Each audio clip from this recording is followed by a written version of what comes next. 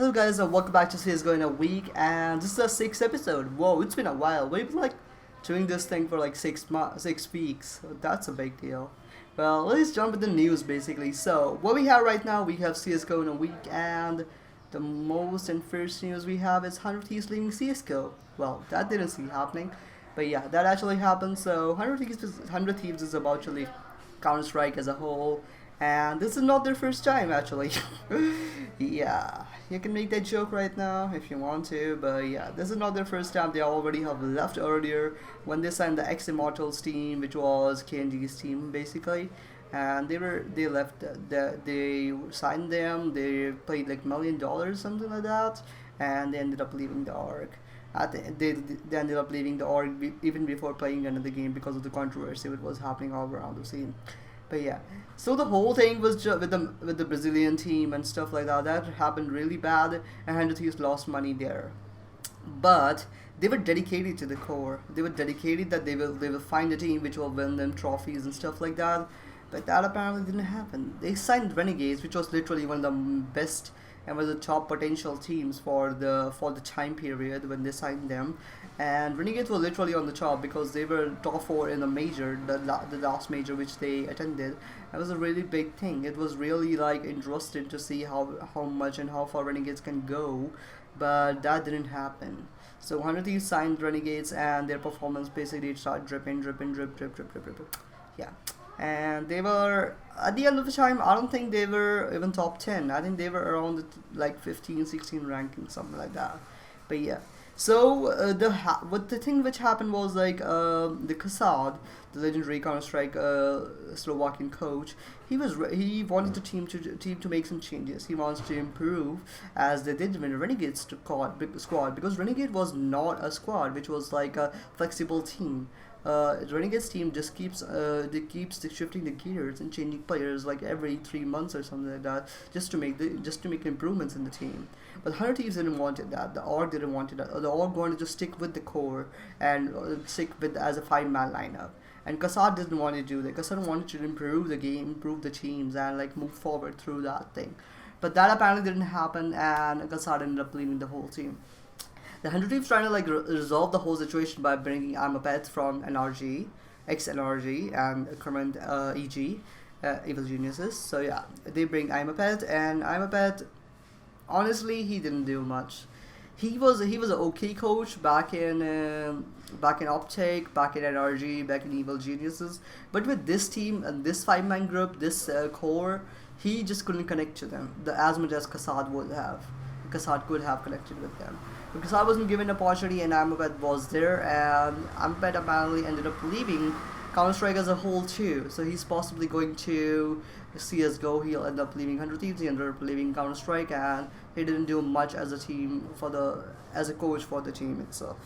But yeah, so in the end, the 100 Thieves are now finally done with whole Counter-Strike, and they're about to leave the game confirm.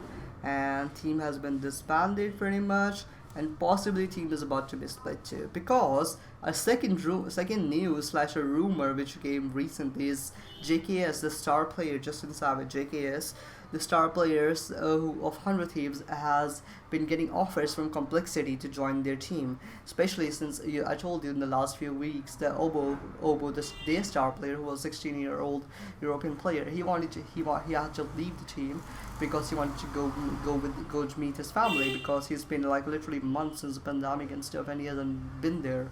So Obo had to leave the team to attend and visit his family. And that's why there was a spot open in the Complexity team. So possibly JKS is gonna sign to Complexity's team as a player, and 100 Thieves is about to split.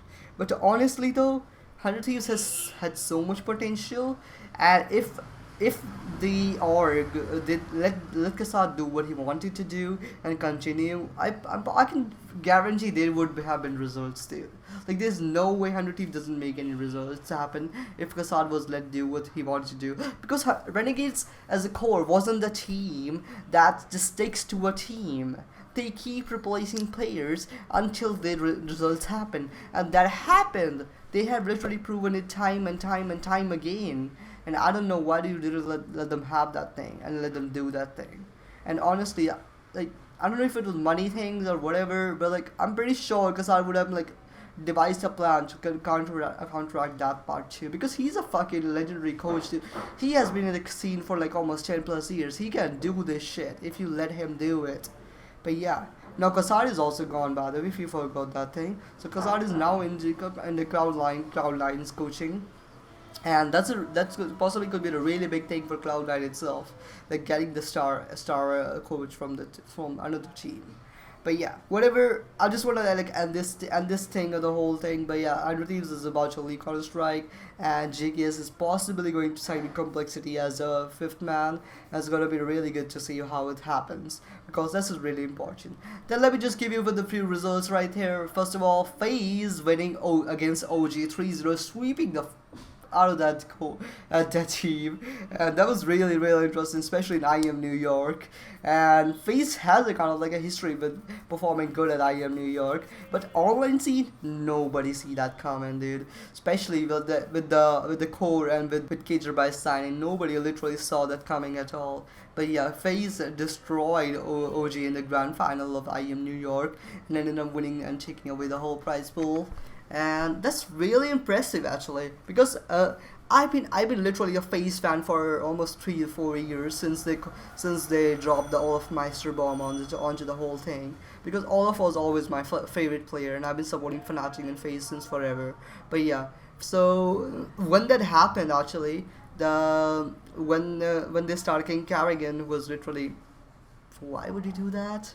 They keep Carrigan, and then the core was kind of dismantling, all of taking breaks because they didn't feel like in the team and stuff like that happening. And then KJ by signing was literally KJ by signing pretty much destroyed me actually, I would say. I just literally just lost any interest I had in FaZe, and when KJ by signed to the team. But yeah, I'm still not like 100% in like FaZe is back shit like that, because I still don't believe in that until they prove me with consistent results. So if they continue not to at least be top 3 in the next tournaments, I wouldn't consider them even as a top team. And that's pretty much it. That's the bottom line at this point. So yeah, congratulations to FaZe for winning IEM New York, but still, you have to prove me a lot to like get me behind you and behind your momentum right now. And I still don't believe it pretty much, but still you have shown dominance in how you done the whole bracket run, and I still kind of believe you. But I'm just gonna give you another shot, and let's see how you do in the next tournament. But yeah, congratulations to the FaZe core, congratulations to the team, congratulations to KJPie, Nico, Rain, everybody else. But yeah, thank you. Moving forward, we have some more results. First of all, we have Boom, the Brazilian team, winning the Brazilian tournament, which was Tributo Major, and Boom team ended up winning that against Sharks in the finals. And then we have ViCi Gaming destroying Tyloo in the semis, and then destroying Tiger in the finals to win the Perfect World Asia fall season. And that's just kind of impressive actually, because nobody see that coming.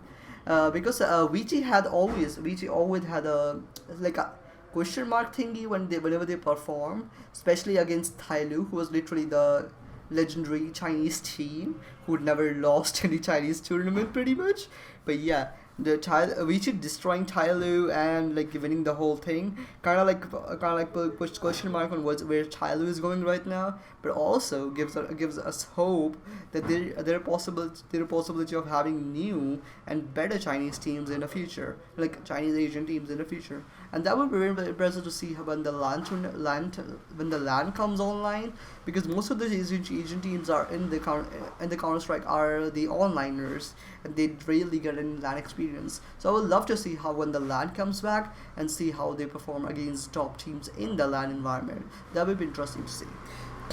Then that thing is done, then we pretty much back to the roster changes. So I'm just gonna read this to you, because they are not that important, to be honest. So Nivara, who's also Scream's but brother, small brother, he's going to Vitality as a 6th man.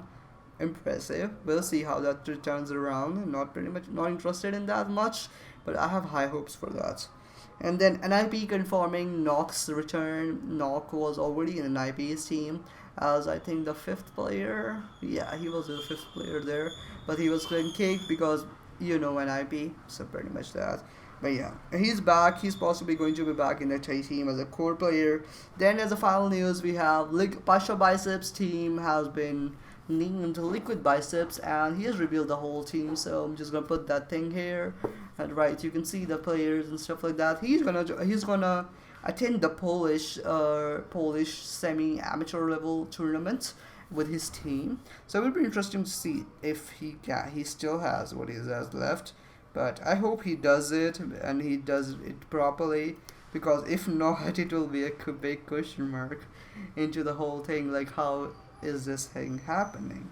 But yeah, congratulations to all the winners and everybody else. I hope you enjoyed this video, by the way, and thank you for watching. Bye.